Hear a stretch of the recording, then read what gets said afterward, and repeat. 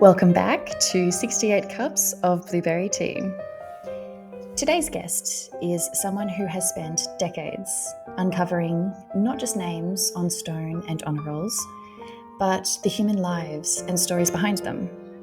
Graham Wilson OAM is a historian with a passion, some might even say an obsession, for war memorials.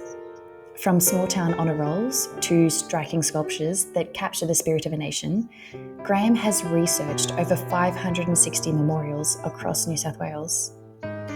What makes his work extraordinary isn't just the detail, but the heart. Behind every engraved name, Graham finds a family, a story, and a community marked forever by war.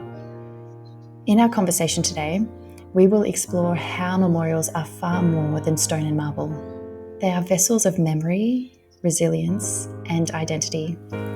Grab your cup of tea, blueberry or otherwise, and we will hear why preserving these stories matters, not just for the past, but for future generations to come.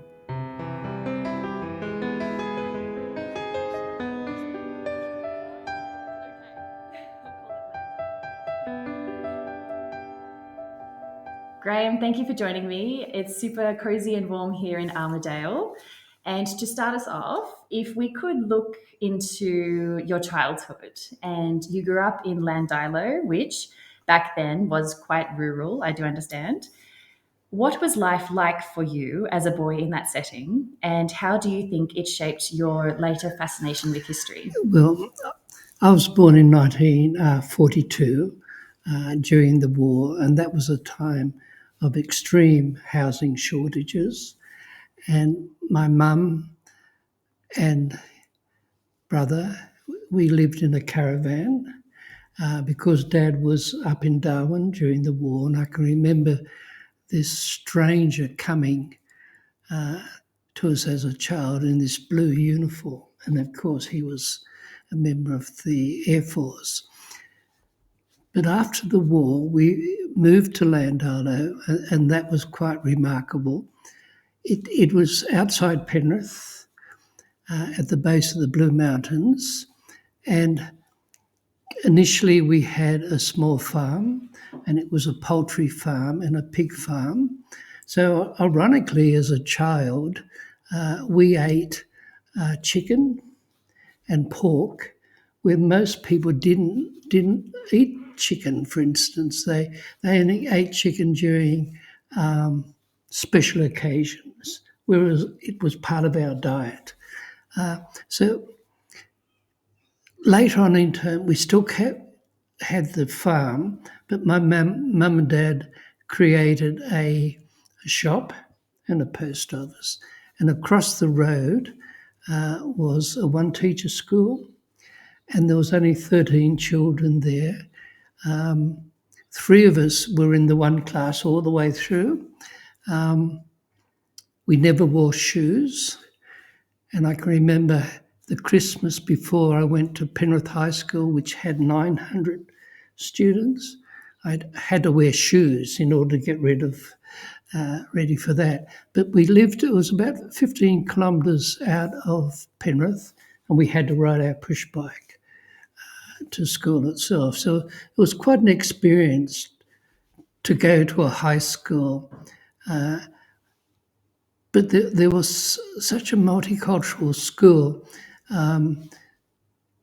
Students travelled from the Blue Mountains, and they travelled west of Blacktown, but out of Warragamba, where they were building the Warragamba Dam, there was a number of migrant families there.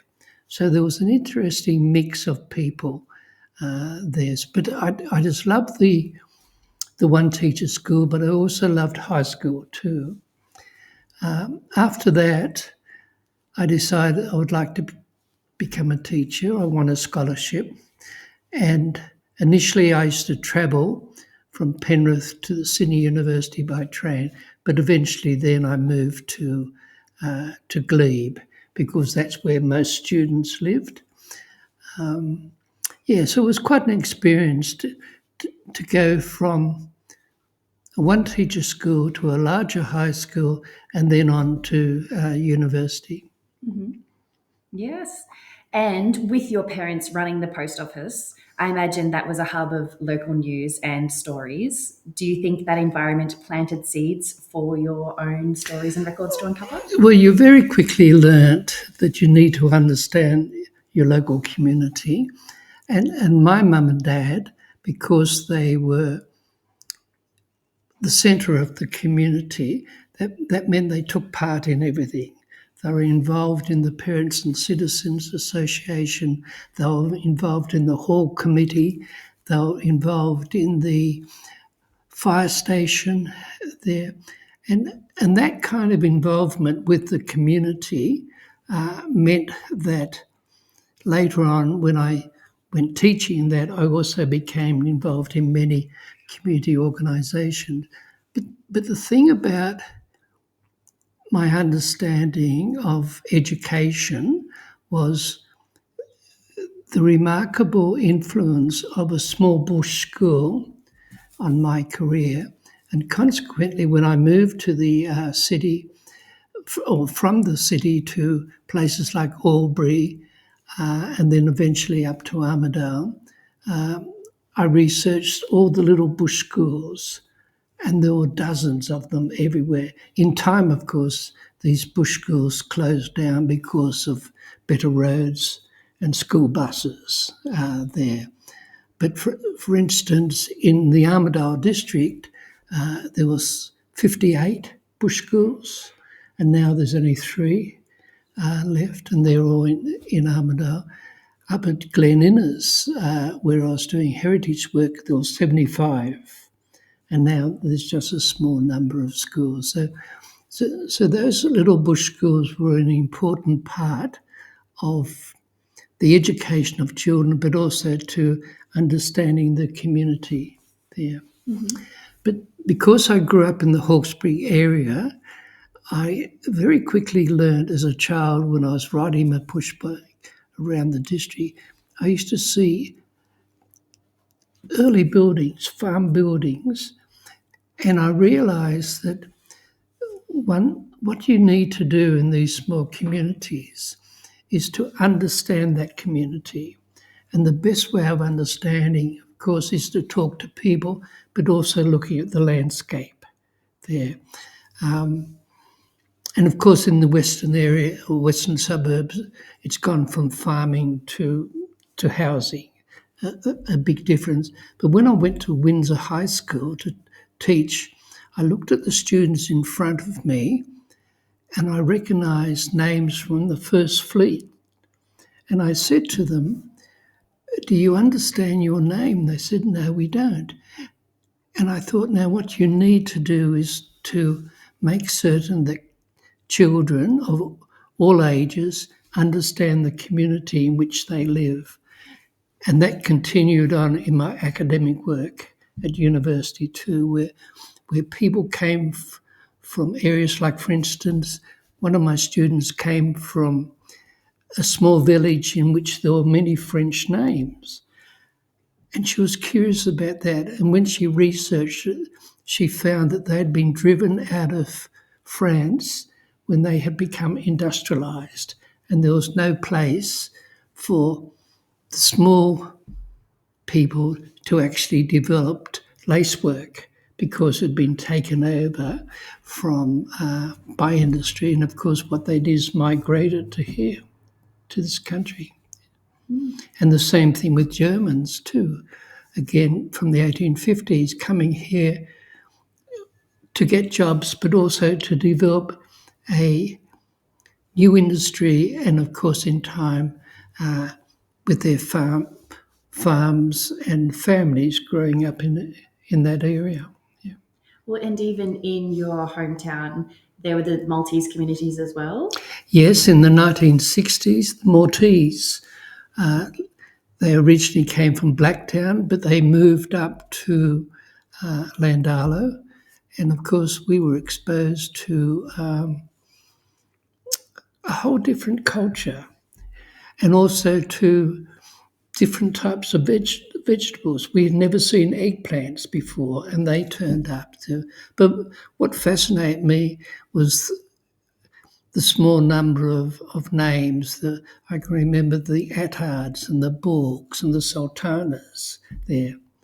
Yes. Yes, well, it's remarkable hearing that, having lived in Malta 2 years myself and becoming familiar with those last names. And it's a whole different culture to be part of, and it's a wonderful experience just to be involved in their lives. Yes, yes.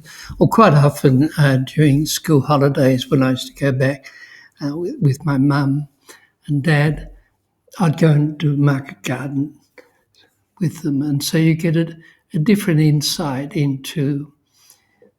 They certainly didn't talk Maltese to me, but they talked Maltese amongst themselves and so on. But I hadn't seen market gardens before, and this has led me to research market gardens in the New England where the Chinese were involved there, developing those too.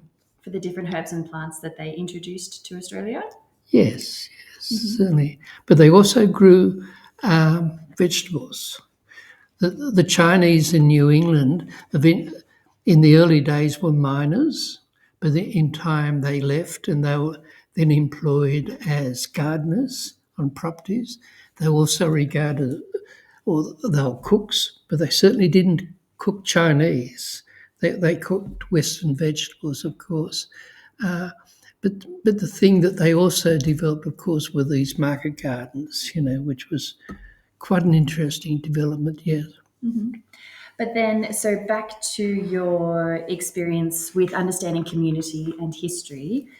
For those unfamiliar, can you explain what the New South Wales War Memorial Register is and why it matters? Yes, every state has developed a war memorial register, and there's also the Commonwealth Government has also developed theirs too, called Places of Pride, for instance.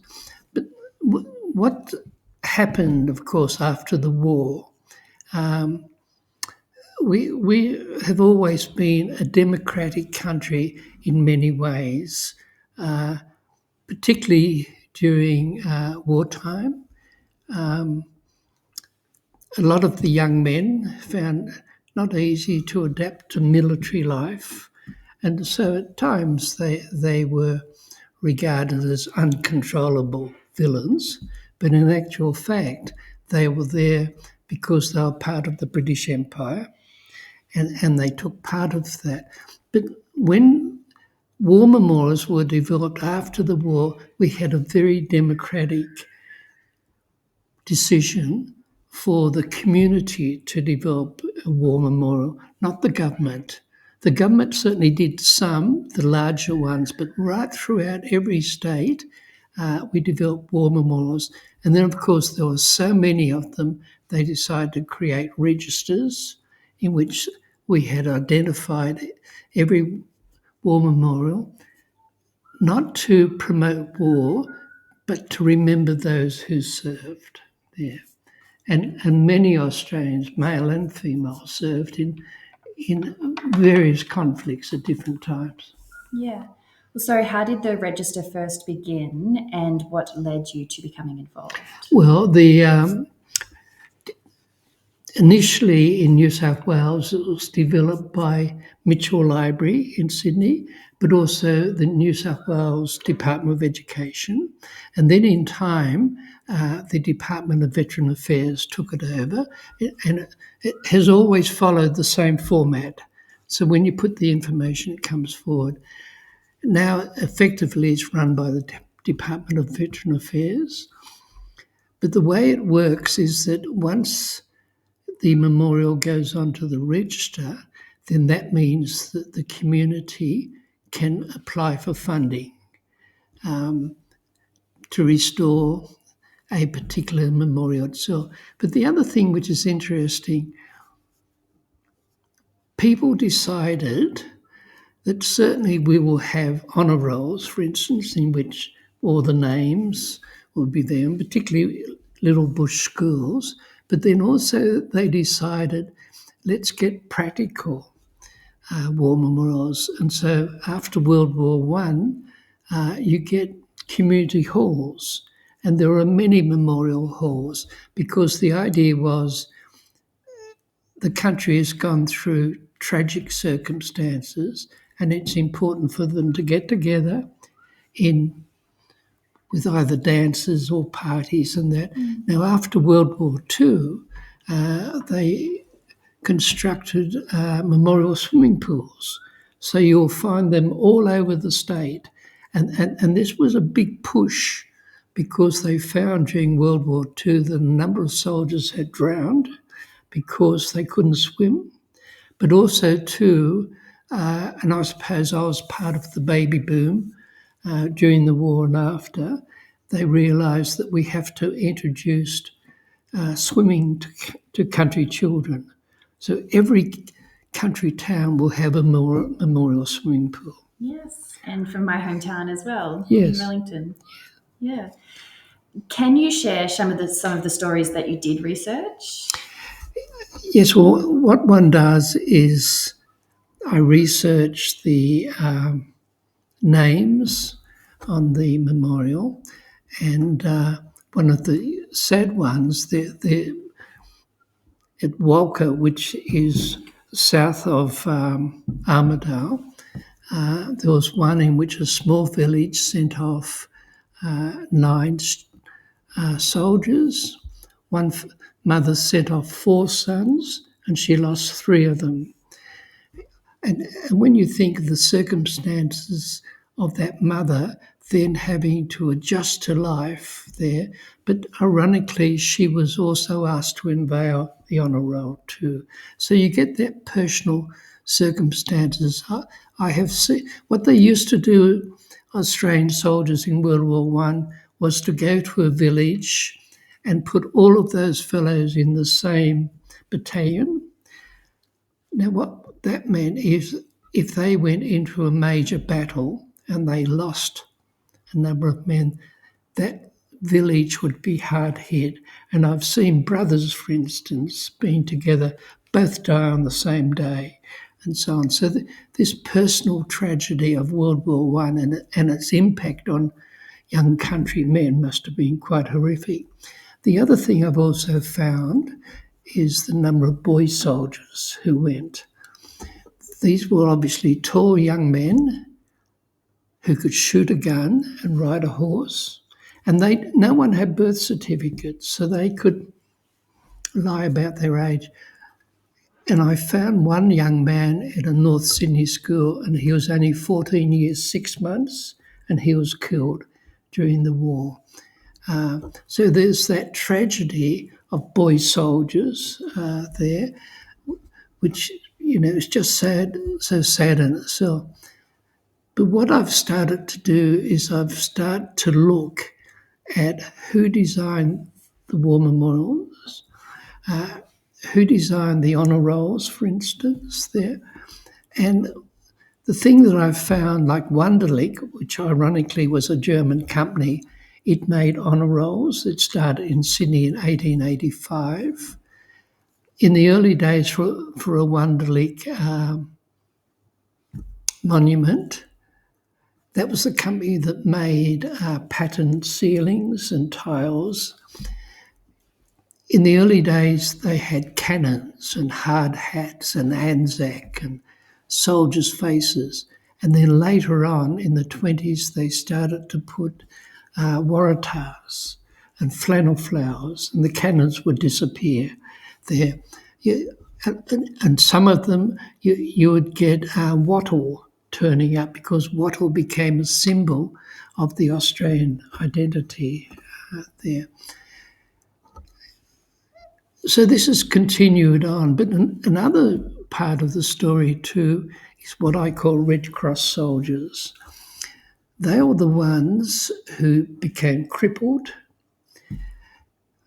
and when they came home, the Red Cross would take them and put them into hospital, allocate a nurse to look after them, but also decide to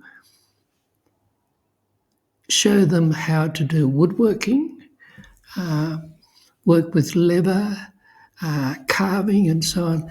And one particular honour roll or two, this young man developed in Inverell in their Anglican church. He lost both feet in the trenches in France, and they came back. And the workmanship of the carving of waratahs and eucalyptus leaves and nuts and flannel flower, it's just magnificent, you can see.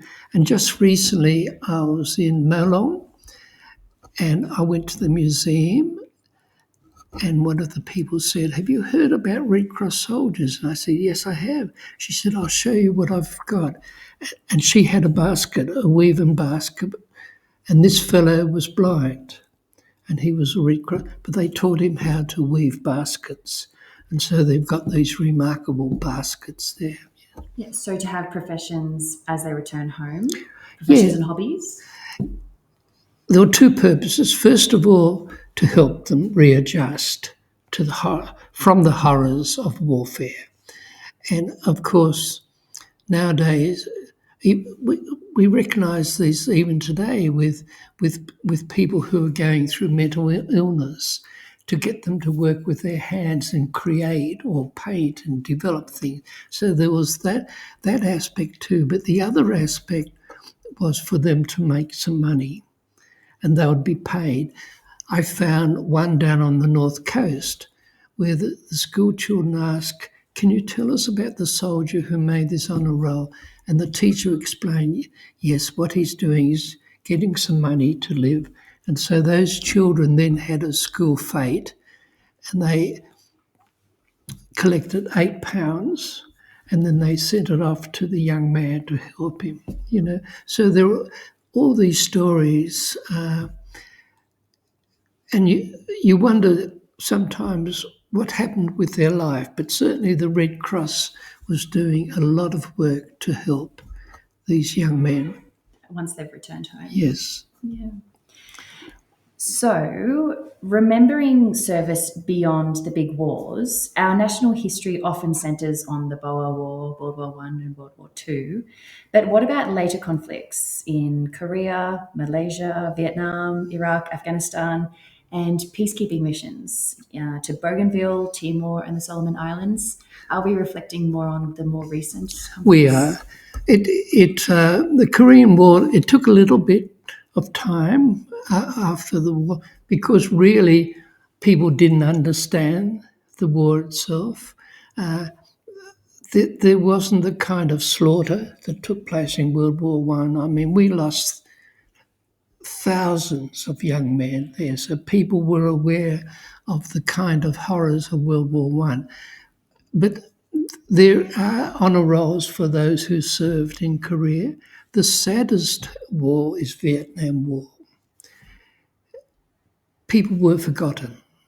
In 1972, the war finished, but it's only been the last few years that the Vietnamese war honour rolls have turned up there, and even to acknowledge the role of the nurses of the Army, Air Force and Navy. It was only last year that they created a permanent memorial to those who served. That was over in Western Australia. So that's a sad story in itself, but we aren't acknowledging. We have been quicker to acknowledge the peacekeeping people in these countries right throughout the world. So more honour rolls are acknowledging them, because one of the things thank goodness we haven't had the kind of deaths in peacekeeping. There's been a sprinkling of, but nothing like the impact there. But we've now acknowledged that. But the other thing too, which is interesting, is how it's changed. We're now acknowledging the women on the home front, and there are honour rolls beginning to turn up to acknowledge those women. They didn't serve, but they kept the country going. Yes. Well, both abroad as nurses Yes. and at home as well. When you're sending men away and they're not returning, then the women have to be building those communities. That's right. They have to work in factories. They have to supply all kinds of things to support the men overseas. Or even looking overseas still. So you and Helen, your wife, have travelled to cemeteries in Europe where Australians are buried. And you have experienced Gallipoli, which I'd like you to share the experience with us. So, what were each of these experiences like? And standing in those places, seeing the names of Australians far from home? Yes, it's quite a movie experience to be amongst all those white crosses in France, for instance, and Belgium. You realised that some of them often identified as unknown soldier because their body was sometimes not recovered. But the other thing that happened, which is sad in itself, each soldier had a dog tag on the neck, and quite often if a person recognised that soldier, they said, we'll take the dog tag and give it to their parents. But by taking the dog tag away from the body meant you couldn't recognise it. And it's interesting to see that they are beginning to link through DNA the unknown soldiers and so on, you know. But the other thing too, which you realise when you go to Turkey, France, Belgium, you know that all these cemeteries, and it's not just Australian soldiers, of course, it's right throughout the whole world. Many people served, but they've been looked after there, and particularly the Turks. But I can't tell you the story about the Turks. What happens in warfare, particularly in trench warfare, they're not far from each other, and they may be battling on one day, but the next day there may be interaction to them. There's an example of the Australian soldiers playing at Christmas time, playing soccer with the Germans there, and that really upset the generals there. But the other thing the Australians noticed, there was trees with lights on them, and they were candles. Now, the Australians had never seen trees before with Christmas trees as we know them today. But when you look at the correspondence, they don't show hatred towards the opposed. They often show admiration. They know that, you know, they are there for a purpose, and people get killed, of course. But I read an interesting story in Turkey. In Turkey, they used to throw gifts from one side to the other. And the Turks used to throw Turkish sweets across because they had access to sugar, whereas we didn't. So the only thing we could throw back to them was bully beef.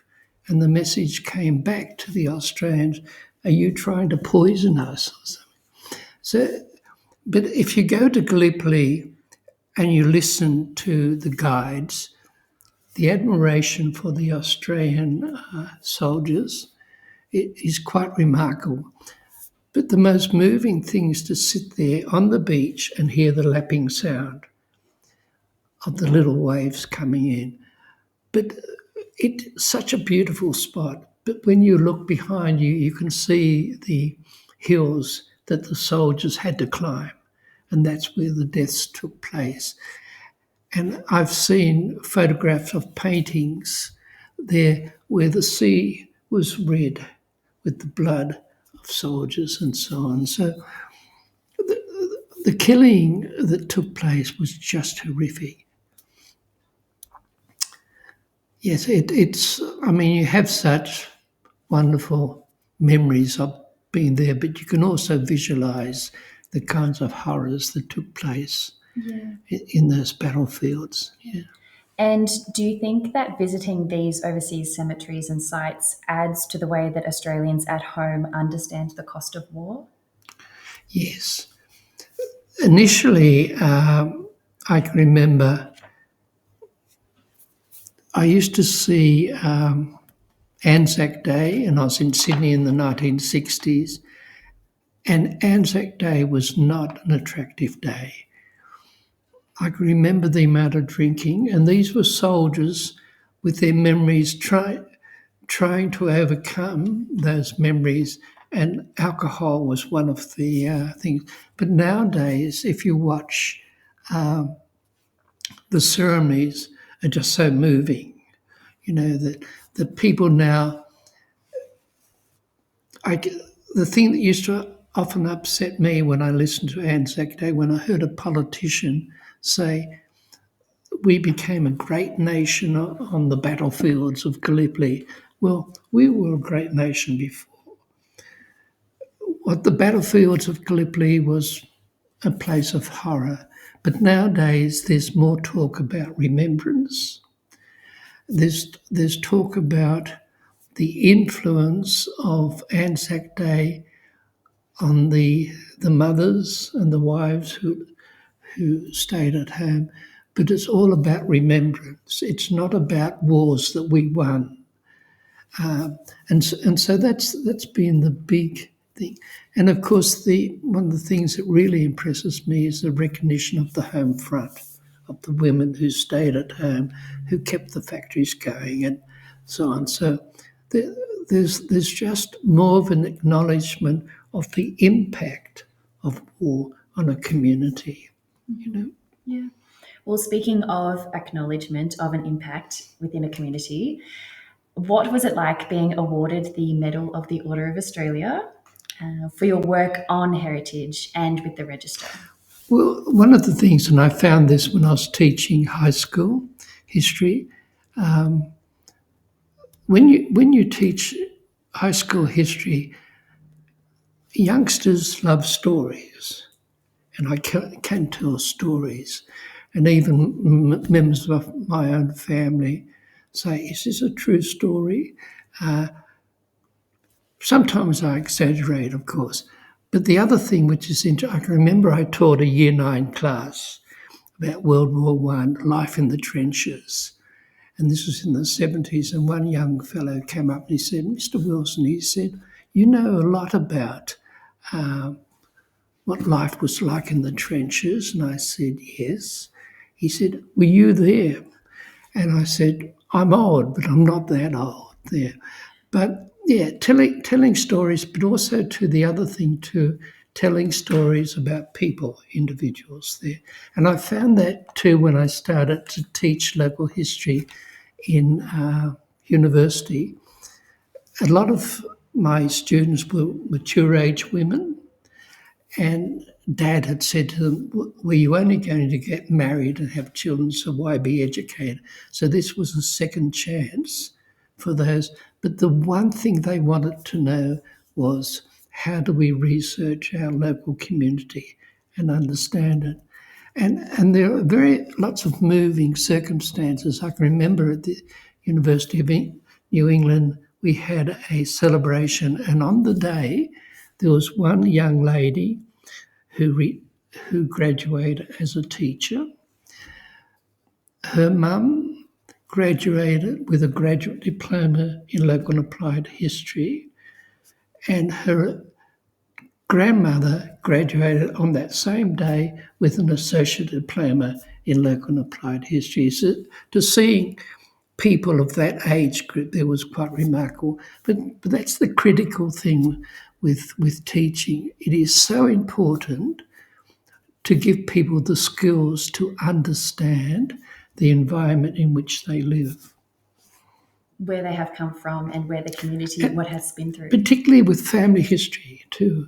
I mean, when you look at it, I do get upset when I hear people say, "Go home to your country," because in actual fact, and I'm talking about Europeans now, because Aboriginal people here were 60,000 years. I mean, their communities have been here, but I'm talking about Europeans, and most families came from Europe because of circumstances at home. It could have been as a result of religious persecution and they left here.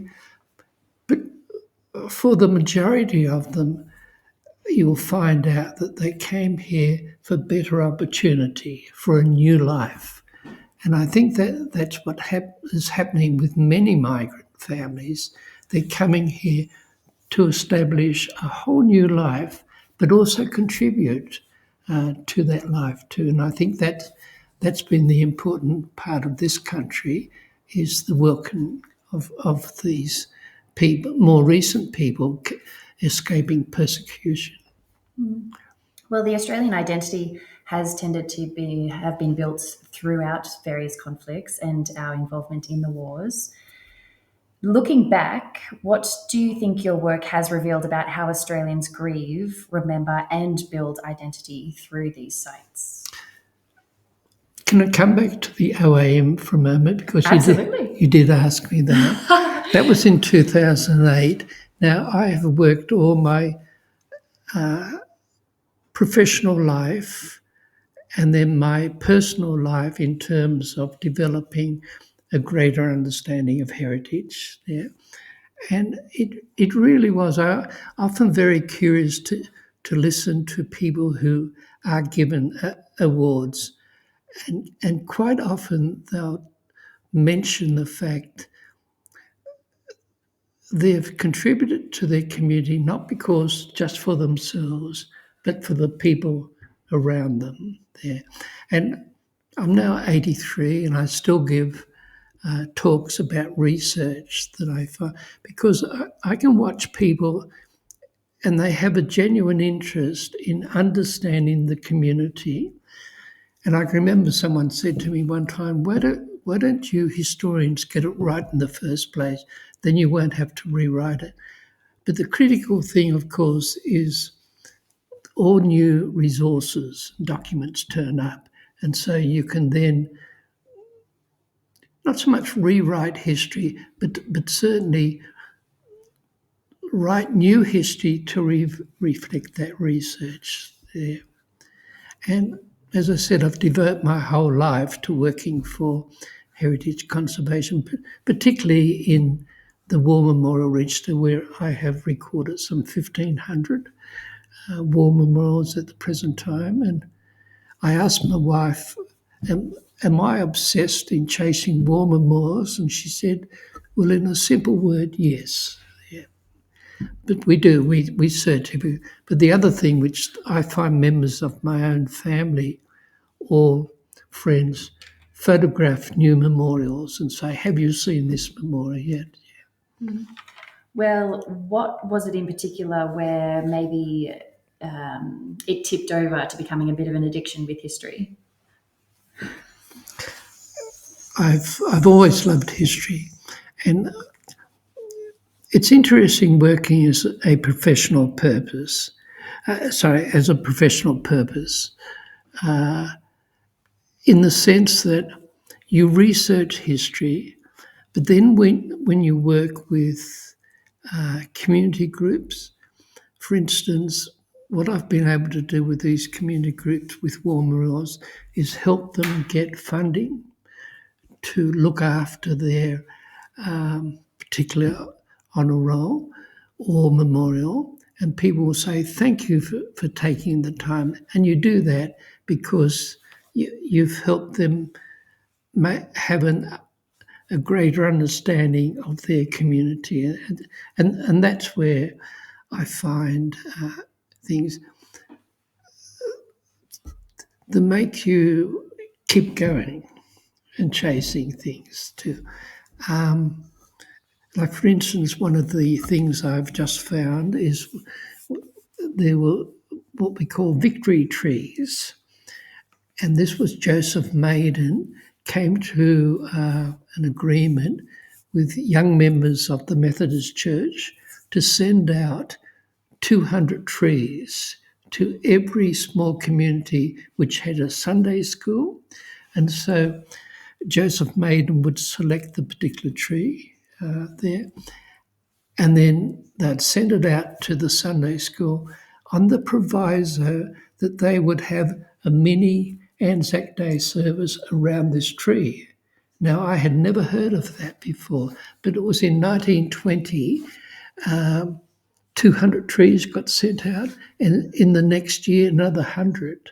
So these trees, some of them are in existence, but tragically, of course, if they're planted in an area in which the tree grows so big, it has to be eventually removed because it's a danger. But it's that kind of story that you hear day after day, you know. Mm-hmm. So that was for the Methodist Church. Yes. In the Anglicans, they have various memorials themselves, right? In stained glass windows form? Stained glass windows, honour rolls, baptismal fonts. Mm-hmm. But I must tell you about the Catholic Church. For World War I, you do not get honour rolls. And the reason for that is most of our priests were Irish, born in Ireland. So they were Australian-Irish priests. And in 1917, there was a uprising against the English in Ireland, and the English army was quite brutal in its repression, and they executed at least 8 ringleaders there. But this message came through, although ironically, my father's family were Catholic. They all served. The Irish made up 20% of the Australian soldiers, and the Irish were about 20%. So although they may not have had a love for the English, they certainly were prepared to serve for Australia. But I can remember recently I came across a bishop in Goulburn, and he ironically dedicated an honour roll, which was created by a Catholic society, Young People's Catholic Society, in which he said, "I would rather die on the green fields of Ireland as a martyr rather than die alongside an Englishman on the yellow fields of France." So he had no love for that. So it's interesting that you just very rarely get an honour roll in the Catholic Church, although Catholics, of course, did serve, yes. Yeah, but you realise the split along religious lines in so many ways, yes. Yes, in amongst all your research. Yes, studies. Yeah. Well, if you could give one message to schools and young Australians about why memorials matter, what would it be? I think the critical thing is not to glorify war, but to realise that we must remember those people who did serve, who did go off to war. It's interesting, I've often seen the phrase, Australian soldiers left as members of the British Empire, but came home as Australians there. And it's a sense of identity. If you look at the years of service, we have served in so many wars, and also too as peacekeepers in so many different ways, not because Australians have glorified war, but in actual fact, the critical thing is service to the country,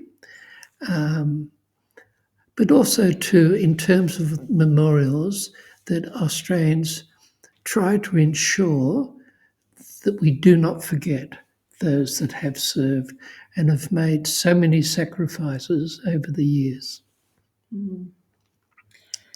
Well, finally, Graham, when you look at the arc of your life's work, from that boy riding past memorials in Hawkesbury to receiving an OAM, what do you hope your legacy will be? Well, hopefully people having a greater understanding of the way this country developed in terms of the sad history of Aboriginal history in the early days. There is no doubt that there was so much conflict. But I think there's an increasing awareness of and greater understanding. For instance, when I went to university in the 60s, I had no mention of Aboriginal history, for instance, and that has changed now in schools and also too in universities. You see so many graduates, Aboriginal graduates, who are contributing in nursing and teaching in schools and so on. So I think that I know that there are many issues being faced by this country today, but I generally feel that most people are beginning to say, can you tell us and help us understand the kind of society that we have and also the kinds of ways that society can change. And one of the interesting things in Armidale, for instance, is the large number of Asidi families who have come here because we're regarded as a refugee town, but watching to see how these young people want to contribute. Like, for instance, my wife Helen, she works with a youngster in Year 9 high school.